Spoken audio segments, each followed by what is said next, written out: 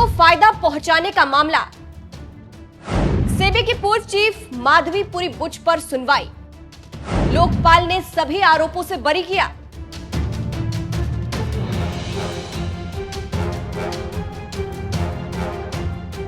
नमस्कार, मैं हूं आपके साथ सृष्टि श्रीवास्तव। पिछले साल अमेरिकी कंपनी हिंडनबर्ग ने एक ऐसा खुलासा किया जिससे भारतीय राजनीति में हाहाकार मच गया। संसद ठप पड़ गई और सरकार हकलाने लगी थी, क्योंकि मामला ही कुछ ऐसा था और आरोप था सेबी चीफ पर। अमेरिकी कंपनी ने आरोप लगाया था कि माधवी पुरी बुच और उनके पति धवल बुच की अडानी ग्रुप से जुड़ी ऑफशोर कंपनी में हिस्सेदारी है। जब ये खुलासा हुआ तो बुच ने अपने बचाव में कहा था कि सारे आरोप झूठे हैं और मेरे चरित्र को खराब किया जा रहा है। सेबी चेयरपर्सन ने सभी फाइनेंशियल रिकॉर्ड डिक्लेयर करने की इच्छा व्यक्त की थी।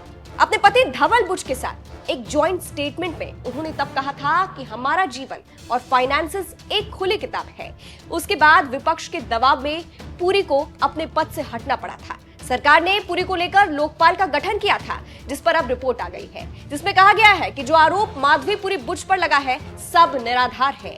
मीडिया में छपी खबरों की माने तो लोकपाल जस्टिस एएम खानविलकर की अध्यक्षता गठित की गई थी, जिसमें 6 सदस्य थे, जिसने पूरे मामले की जांच की और अपने आदेश में कहा कि आरोप अनुमानों और धारणाओं पर आधारित थे। भ्रष्टाचार निवारण अधिनियम 1988 के तहत अपराधों को लागू करने के लिए किसी भी तरह के सबूत नहीं मिले। आदेश में निष्कर्ष निकाला गया कि शिकायतें जांच शुरू करने के लिए कानूनी सीमा को पूरा नहीं करती है, इसलिए खारिज किया जाता है। इससे आप समझ सकते हैं कि कैसे लोकपाल ने सारे आरोप खारिज कर दिए। इसी खबर को लेकर विपक्ष का कहना है कि ये सब मिलीभगत है और केंद्र सरकार ने माधवी पुरी बुच को बचाया है।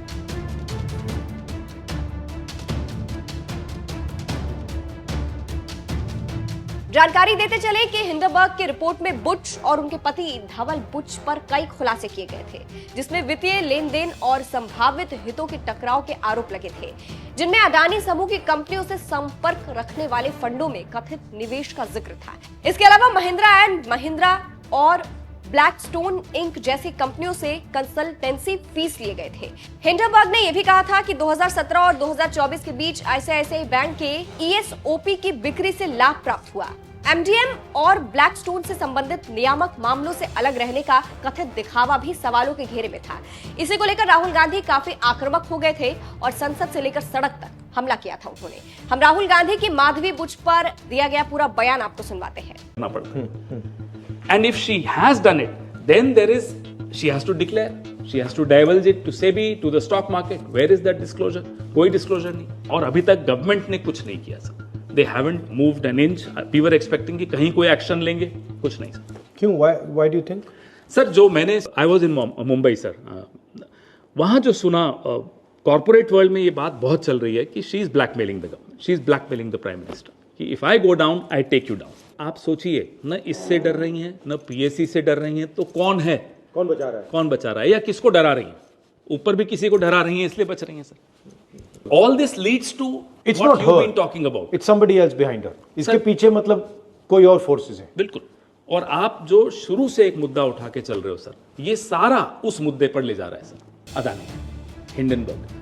I'll show you how, sir, if you permit me for a minute. Sir, this is Madhvi Buch. Who has put her there? KCC, PM, HM. Why have they put her there? I mean, lateral entry. Why just her? Now we have the answers through Hindenburg. When the Hindenburg happened, Supreme Court asked SEBI to constitute a committee, sir. And the committee comprised of people who were close to Adani, close to Madhvi. That committee gave a clean chit to Adani. Right. Was she put here to give this clean chit? One, she was put here to give that clean chit. Two, she stays here despite all these exposés. ये सब जानने के बाद भी सरकार उनको हिला नहीं पा रही। You see, so Adani's finances are directly linked to his valuation. Right. The more he's valued, the bigger the balloon seems, the more access he has to finance. Correct. And so she is basically protecting him and protecting his valuation and his reputation. Absolutely. Now, is it his money? Is it BJP's money? Is it somebody else? There This we need to, as a country, find out. Is Adani ये media वाले जो बैठे हैं camera लिए, इन्होंने कभी किसानों की बात की है, मजदूरों की बात की है, स्टील प्लांट की बात की है? कभी नहीं करेंगे। ये उनके हैं, अदानी के, इसलिए ये 24 घंटा मोदी का चेहरा दिखाते हैं।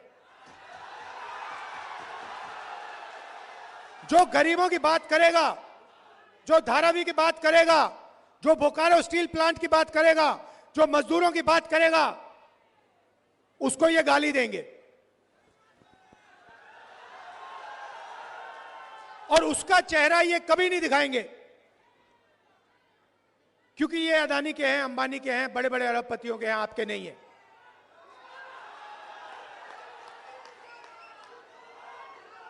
अभी देखिए, अभी मैं आपको दिखाता हूं, बताता हूं, उदाहरण देता हूं। 16 लाख करोड़ रुपए अरबपतियों को नरेंद्र मोदी ने दिया। अब देखना, मैं अब छोटी सी बात कहने जा रहा हूं कि हम हिंदुस्तान, उन्होंने 16 लाख करोड़ रुपए अरबपतियों को दिया। मैं महिलाओं को बैंक अकाउंट में पैसे देने की बात करूंगा अभी 2 मिनट में, और फिर आज शाम को देखना, इसके बारे में मीडिया में कहीं नहीं सुनने को मिलेगा।